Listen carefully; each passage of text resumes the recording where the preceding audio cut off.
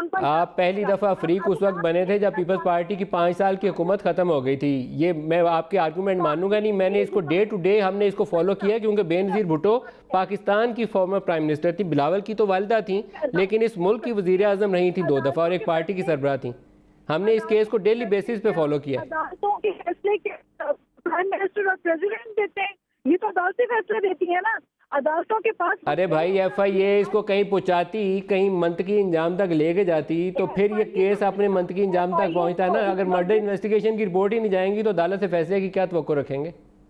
नहीं, आप मुझे इस्टेब्लिश क्या करना चाह रहे हैं, मैं आपकी बात को समझ नहीं पा रही हूँ कि आप इस्टेब्लिश क्या कर, आप पूरा इल्जाम पीपल्स पार्टी इफेक्टेड पार्टी को ही देना चाह रहे हैं, जबकि नहीं, पूरा इल्ज़ाम आपको नहीं दे रहा, सिर्फ आपके हिस्से का इल्ज़ाम दे रहा हूँ। बाकी इल्ज़ाम तो जब बीबी की असैसिनेशन हुई उस वक्त आप लोग हुकूमत में नहीं थे, उस वक्त तो जनरल परवेज मुशर्रफ की हुकूमत थी, लेकिन आपको जब हुकूमत मिली तो आपने पेशरफ नहीं की। ये एक हकायक है, तारीखी हकायक है।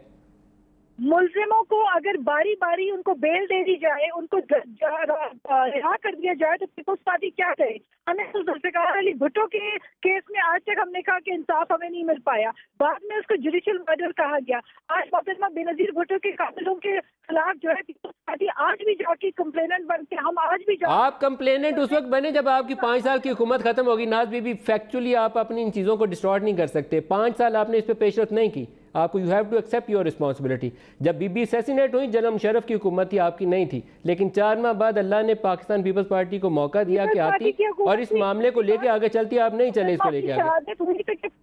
हुकूमत थी, परवेज मुशर्रफ की हुकूमत थी। Why didn't he provide security to मोहतरमा बेनज़ीर भुट्टो शहीद? वो तो था 27 दिसंबर को, आप जवाब दें। वो तो था 27 दिसंबर को जिम्मेदार। 27 दिसंबर को जनरल परवेज मुशर्रफ जिम्मेदार था, उसके अगले 5 साल आप लोग जिम्मेदार थे उसको इंसाफ दिलाने के। किसके कहने पर किया गया? क्या पीपल्स पार्टी की हुकूमत थी?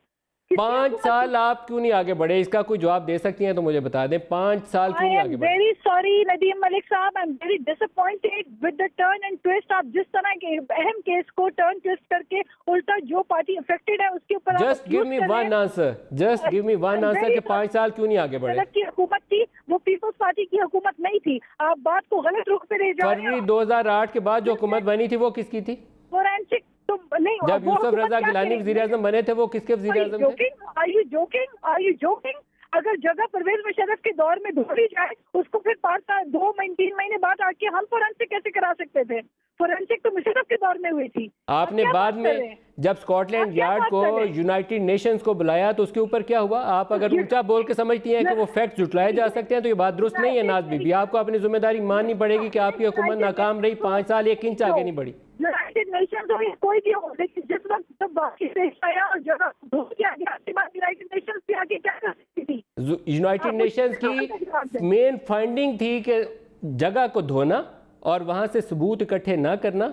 23 टोटल उन्होंने कहा कि एविडेंस कलेक्ट की, जहाँ हज़ारों एविडेंसेस कलेक्ट होनी चाहिए थी, और उन्होंने अब अगर लाइन काट दी है तो ये काफ़ी, मेरे ख्याल में जब जवाब ना बन पाए तो लाइन काटना आसान हल होता है। लेकिन जनरल परवेज मुशर्रफ 27 दिसंबर को ज़िम्मेदार था, उसके ख़िलाफ़ क्या एक्शन होना था वो पीपल्स पार्टी की जिम्मेदारी थी। 5 साल बाद में हुकूमत रही और 1 इंच आगे नहीं बढ़े। कोई भी मसलियत हो, कोई भी दबाव हो, आज तो बताया जा सकता है, उसका जवाब ये नहीं हो सकता कि ऊंची आवाज़ में शोर हम कर लें, उसका जवाब नहीं हो सकता। 5 साल गुड इनफ टाइम।